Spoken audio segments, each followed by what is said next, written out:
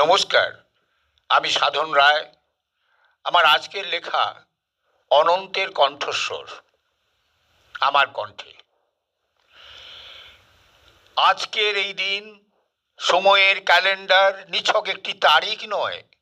আজ সেই ক্ষণ যেদিন নীরবতার বুকে প্রথম ধাবিত হয়েছিল এক অনন্ত সুরের বীজ, এক কণ্ঠ যা কেবল গান গায়নি, বরং শব্দের অতীত কোনো ভাষায় মানব জীবনের গভীরতম ব্যঞ্জনা উচ্চারণ করেছে।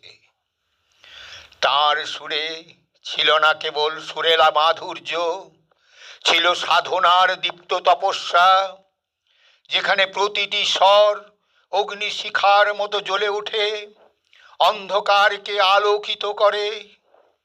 তিনি গেয়েছেন কখনো প্রেমের নিবিড় আলিঙ্গন, কখনো বেদনার নিঃশব্দ ক্রন্দন, আবার কখনো জীবনের কঠোর সত্য, যা শুনে মানুষ থমকে দাঁড়ায়, নিজেকে নতুন করে আবিষ্কার করে।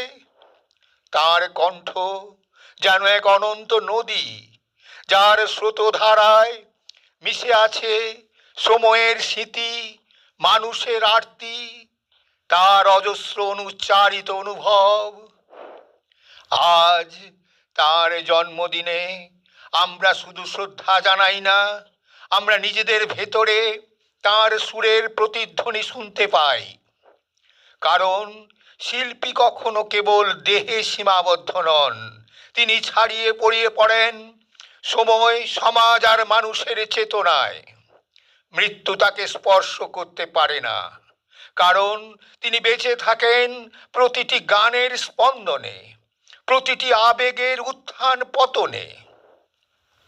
আজও যখন কোনো হৃদয় নিঃসঙ্গতার অন্ধকারে পথ খোঁজে, তার কণ্ঠ একটি আলোকবর্তিকার মতো দিশা দেখায়। শুভ জন্মদিন হে অনন্তের কণ্ঠস্বর।